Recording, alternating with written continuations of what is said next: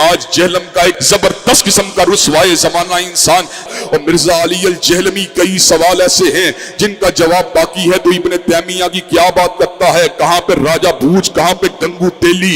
حضرات گرامی کا تیری اوقات کیا ہے، تیری حیثیت کیا ہے، تیرا مقام اور منصب اور تیرا مرتبہ کیا ہے۔ ہر ابن تیمیہ سے محبت کرنے والا تیرے وجود کے پہ تھوکے گا، تیرے کردار پہ تھوکے گا، تیری سیرت پہ تھوکے گا، تیرے نسب العین پہ تھوکے گا، تیرے نظریے پہ تھوکے گا۔ حضرات گرامی کا تیرے جھوٹا ہے یا کذاب ہے یا مکار ہے یا دجال ہے، لوگوں کو اپنے دام تصویر میں پھنسانا چاہتا ہے، لوگوں کو سیدنا امیر معاویہ کی ذات اقدس سے برگشتہ کرنا چاہتا ہے۔ حضرات گرامی کا دیکھ لیجئے، میں آپ کو لا وجہ البصیرت یہ بات کہتا ہوں، مرزا کل بھی ذلیل تھا، مرزا آج بھی ذلیل ہے، اور انشاءاللہ مرتے دم تک یہ ذلیل و رسوا ہی رہے گا۔ سورہ الفرقان کی آیت نمبر 27، پارہ نمبر 19 کے پہلے صفحے پہ، وَيَوْمَ يَعُضُّ الظَّالِمُ عَلَى يَدَيْهِ، اس دن ظالم شخص اپنا ہاتھ چبائے گا منہ میں، يَقُولُ يَا لَيْتَنِي اتَّخَذْتُ مَعَ الرَّسُولِ سَبِيلًا، وہ کہے گا ہائے افسوس،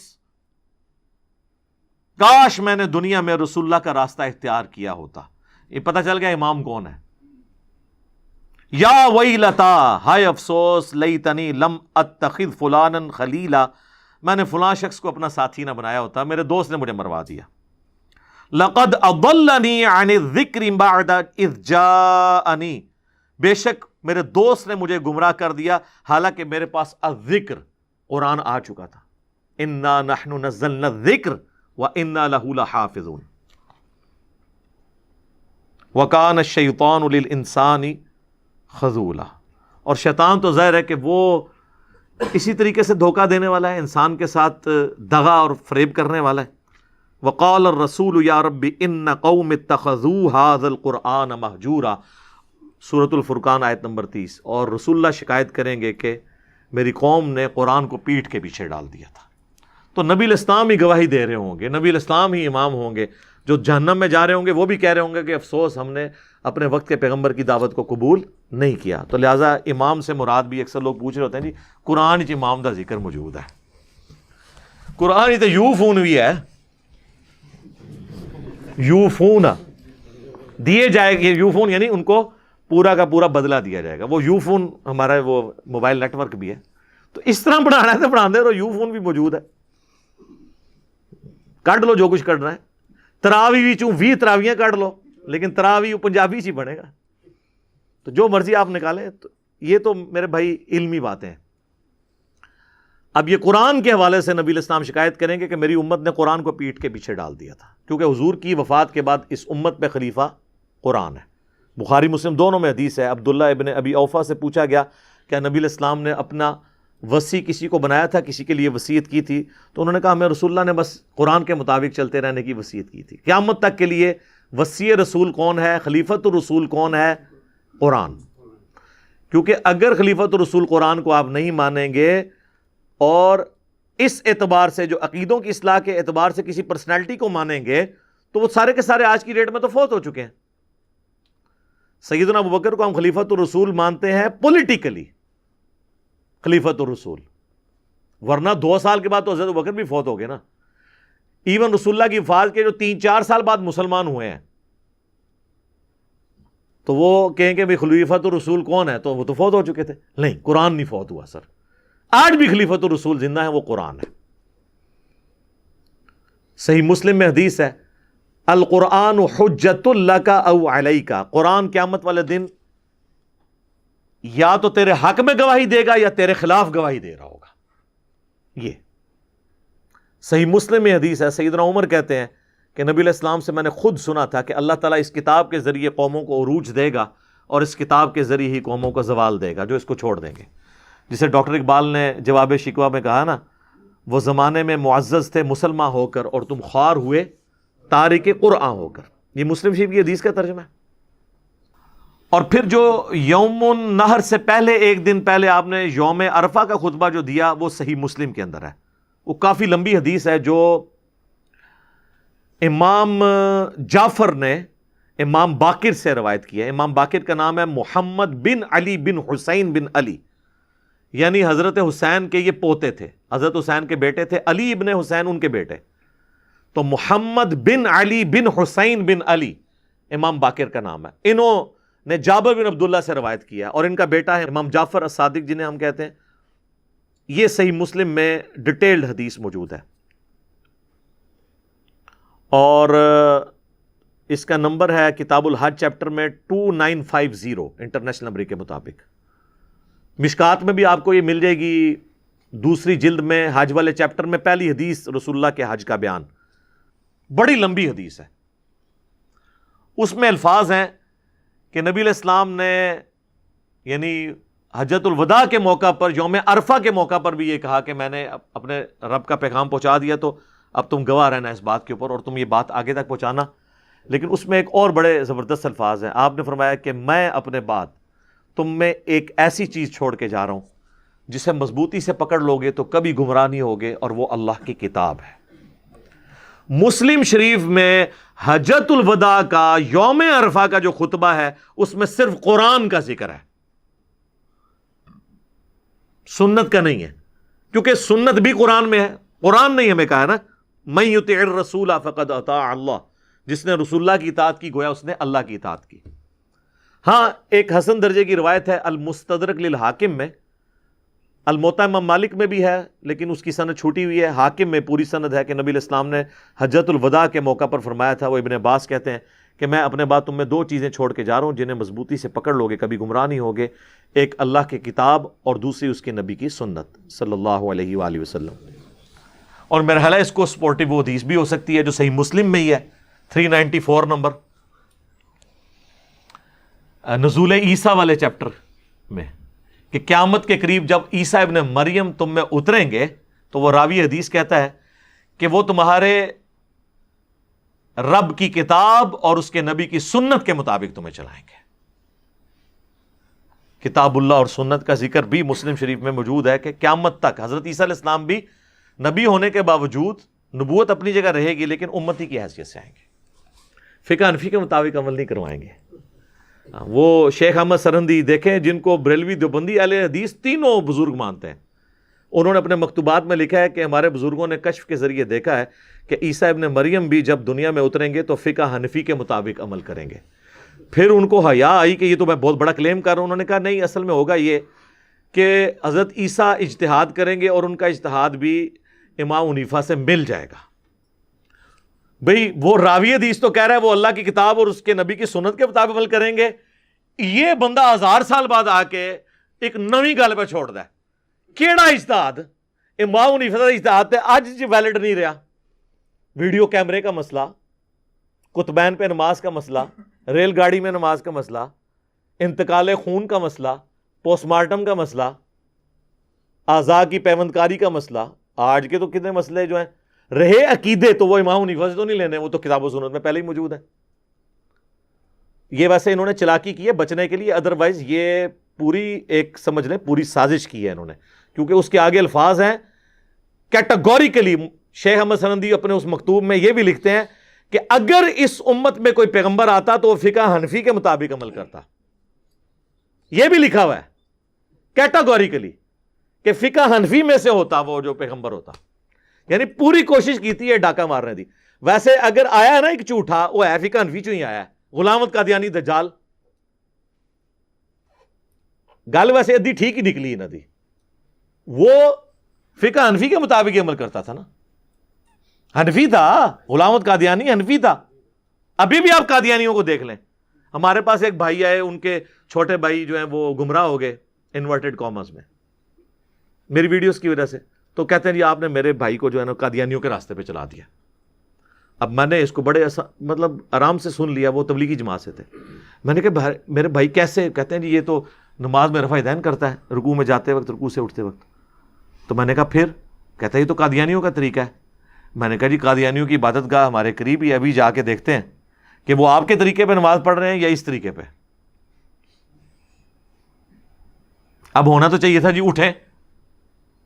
کہہ رہے نہیں, بات مانی بھی نہیں اور پیچھے بھی ہٹ گئے. تو میرے حنفی بھائیوں, غلام احمد قادیانی دجال کے ماننے والے بالکل آپ کے طریقے پہ نماز پڑھتے ہیں, وہ اس طریقے پہ نہیں پڑھتے جو بخاری مسلم میں. لہذا جو بخاری مسلم کو پڑھ لے گا نا, اس کی صرف نماز نہیں ٹھیک ہوگی بلکہ سب سے پہلے وہ کہے گا کہ قادیانیوں کی تو نماز ہی غلط ہے، عقیدے کو تو بعد میں دیکھیں گے، ایک موٹی سی چیز جو سامنے نظر آ رہی ہے تو ان سے بچ جائے گا۔ بہر حنفیوں کا خدشہ ہے کہ وہ پھنس جائیں کہ یہ بھی ہمارے جو ہیں حنفی بھائی ہیں۔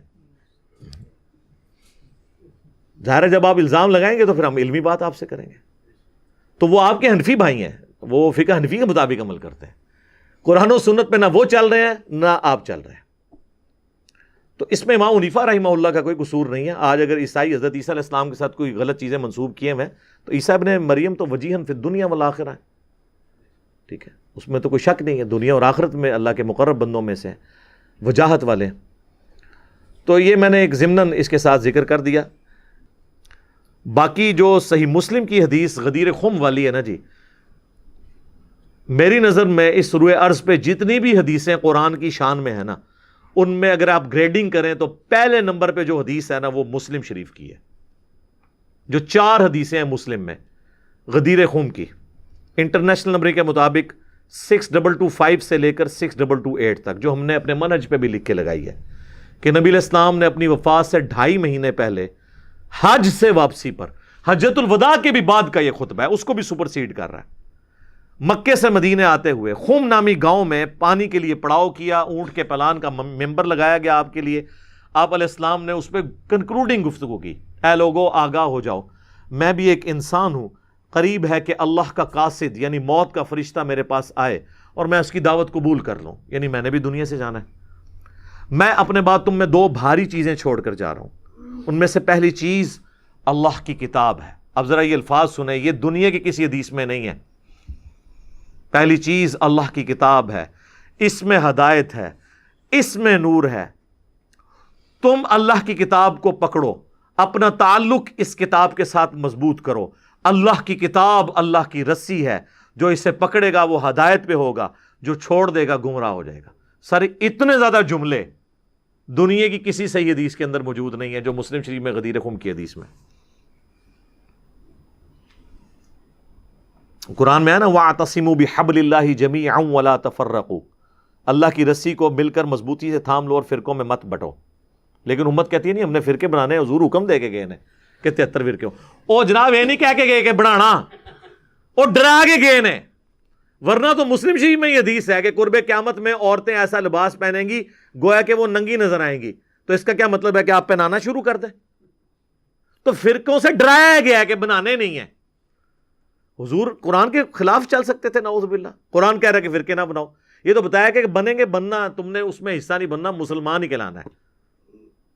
تو یہی تو ہم کہہ رہے ہیں آپ سے کہ مرنے سے پہلے اے مسلمان کر لے اس پہ غور، کتابوں کا خدا اور ہے، بابوں کا خدا اور جب تو غور کرے گا تیرے اندر سے آواز نکلے گی کیا کہ نہ میں وابی نہ میں بابی، میں ہوں مسلم علمی کتابی، مسلم بنے۔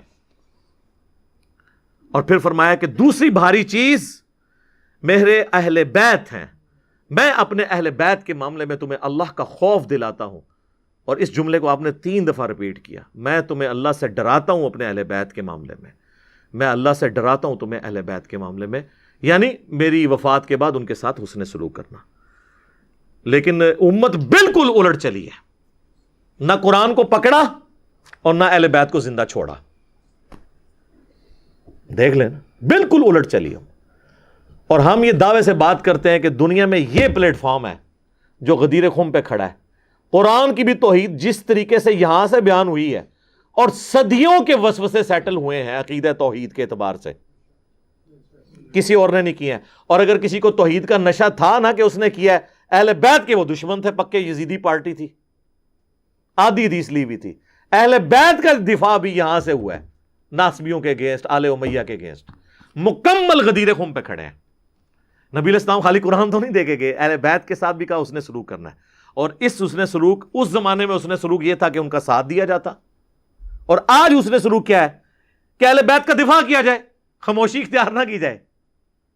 مجھے اکثر لوگ پوچھتے ہیں کہ حضرت علی کے زمانے میں ہوتے، تو میں کہتا جی میں نے جنگ جمل صفین نہروان میں حضرت علی کے ساتھ کھڑے ہونا تھا۔ یہ آج ان سے بھی پوچھیں، یہ بھی کہیں گے ہاں جی ہم حضرت علی کے ساتھ ہوتے۔ تو سر اس زمانے میں آپ ان لوگوں کے خلاف تلوار اٹھانے کے لیے تیار ہو جاتے، تو آج ہمیں زبان بھی نہیں کھولنے دے رہے۔ کتنی لاجیکل بات ہے، جن لوگوں کے بارے میں آپ ہمیں زبان نہیں کھولنے دے رہے، ان لوگوں کے خلاف آپ نے حضرت علی کے ساتھ مل کے تلوار اٹھانی تھی، آل امیہ کے خلاف، کہ بھی آ جاؤ ہمیں سدھے ہو جاؤ۔ اس زمانے میں آپ تلوار اٹھانے کے لیے تیار تھے، آج زبان سے بھی بولنے کے لیے تیار نہیں ہے، تو یہی تو آپ کی دو نمبری ہے۔ اس کا مطلب ہے آپ اہل بیت کے ساتھی نہیں ہیں۔ اس زمانے بھی تسی جڑا نا ادھر ادھر ہی ہو جانا سی۔ تو جو اہل بیت کے ماننے والے ہیں وہ اس زمانے میں بھی اہل بیت کے ساتھ تھے، آج بھی اہل بیت کے ساتھ ہیں۔ یار اگر میں اس زمانے میں تلوار اٹھانے کے لیے تیار ہو جاتا مولا علی کے ساتھ مل کے، تو آج میں اپنی زبان بند کر لوں؟ میں تو اس سے بڑا کرنے کے لیے تیار تھا کہ تلوار اٹھا لیتا۔ تو زبان کھولنا تو چھوٹی چیز ہے تلوار کے مقابلے پہ۔ تو یہ لاجیکل گفتگو ہے، تھوڑی سی اپنی عقل استعمال کریں۔ ویسے کامن سینس علماء میں نہیں ہوتا، common sense is not so common, لیکن تھوڑی سی اگر آپ اپنی عقل استعمال کر لیں تو آپ کو پتہ چل جائے گا۔ تو میرے بھائی یہ تھی شہادت علی الناس۔ آپ دیکھ لیں آلموسٹ 40+ منٹس میں نے اس ایک آیت کے اوپر لگائے، اس لیے کیونکہ اب اس سے متعلق جتنی آیات آگے آئیں گی میں ان پہ پھر ڈیٹیل گفتگو نہیں کروں گا، بلکہ اسی آیت کو ریفرنس کے طور پر لیا جائے گا، کیونکہ نبی علیہ السلام اسی آیت کے اوپر رو پڑے۔ بخاری مسلم کی میں نے حدیث شروع میں بیان کر دی کہ مجھے اپنی امت کے خلاف گواہی دینی پڑنی ہے۔ اللہ تعالیٰ قیامت والے دن ہمیں اپنے محبوب صلی اللہ علیہ وآلہ وسلم کی شفاعت نصیب فرمائے، اور اللہ تعالیٰ ہمیں ایسے لوگوں میں شمار نہ فرمائے کہ جن کے خلاف آپ صلی اللہ علیہ وآلہ وسلم گواہی دیں گے، بلکہ ان لوگوں میں شامل فرمائے جن کی آپ صلی اللہ علیہ وآلہ وسلم شفاعت کریں گے۔ باقی عقیدہ شفاعت کے اوپر میری ویڈیوز آپ دیکھ سکتے ہیں، ہر ٹاپک کے اوپر میں نے ڈیٹیل کے ساتھ ویڈیوز ریکارڈ کروائی ہیں۔ یوٹیوب کے اوپر آپ جا کے رومن میں چیزیں ٹائپ کریں تو آپ کو خود بخود ساری چیزیں مل جائیں گی۔ مثلا اگر ہم اس کا کوئی کلپ بنائیں گے تو اس کی کیا ٹاپک رکھیں گے؟ رسول اللہ کی امت کے خلاف گواہی۔ ویسے تو میرا دل کرتا ہے کہ میں اس کے اوپر تھم نیل کے اوپر لکھواؤں کچھ بھی ہیں تیرے محبوب کی امت سے ہیں تو پتہ چلے کہ کتنا بڑا یہ دھوکہ ہے۔ یعنی حضور تو کہہ رہے ہیں میں نے گواہی دینی ہے، یہ کہہ رہے ہیں نہیں کچھ بھی ہے تیرے محبوب کی امت سے ہے۔ اس کا مطلب یہ ہے کہ ہم نے سیدھا کوئی نہیں ہونا، تیرے محبوب کی امت سے ہے۔ اب قیامت کے دن جب تک حضور علیہ السلام ہمارے خلاف گواہی دے کے نعوذ باللہ ہمیں دھکے مار کے دوزخ میں نہیں پھینکتے نا، اس وقت تک ہم نے یہ شعر ہی بلند کرتے رہنا ہے۔ یہی مطلب ہے نا، قرآن تو یہی کہہ رہا ہے۔ تو اب مجھے بتائیں ان جملوں کے بعد اگر میں یہ دھیمے سے انداز میں کہوں کہ مرنے سے پہلے اے مسلمہ کر لے اس پہ غور، کتابوں کا خدا اور ہے بابوں کا خدا اور، کتابوں کا رسول اور ہے بابوں کا رسول اور، کتابوں کا دین اور ہے بابوں کا دین اور کتابوں کا جہاں اور ہے بابوں کا جہاں اور۔ وکھرا جہاں ہوتا ہے اس کا اپنا ایک جہاں ہوتا ہے۔ تو بس ٹھیک ہے، ان باتوں میں اگر کسی نے خوش رہنا ہے تو وہ ہوتا رہے اپنی ویژول تھنکنگز کے اندر۔ ہم تو لوگوں کو جھنجھوڑ رہے ہیں کہ دین وہ ہے جو آسمان سے نازل ہوا ہے، دین اس زمین میں کوئی نہیں بنا سکتا، آسمانوں سے پیغمبر کے اوپر بھی نازل ہوا ہے، اور جو چیز ہے ہی آسمانوں کی ہے زمینی بابوں کے کہنے پہ اس کو نہیں چھوڑا جا سکتا۔ اور ہر وہ زمینی بابا ہمارا بزرگ، ہمارا امام، اس کی جوتیاں ہمارے سروں کا تاج جو ہمیں آسمانی دین کے ساتھ جوڑے، اور جو آسمانی دین کے خلاف چلائے تو ہماری جوتیاں اس کے بس آگے فلنگ دا بلینکس وہ خود کر لیں۔ ٹھیک ہے، ہمارا کام تھا صرف پازیٹیو طریقے سے بات کو پہنچانا۔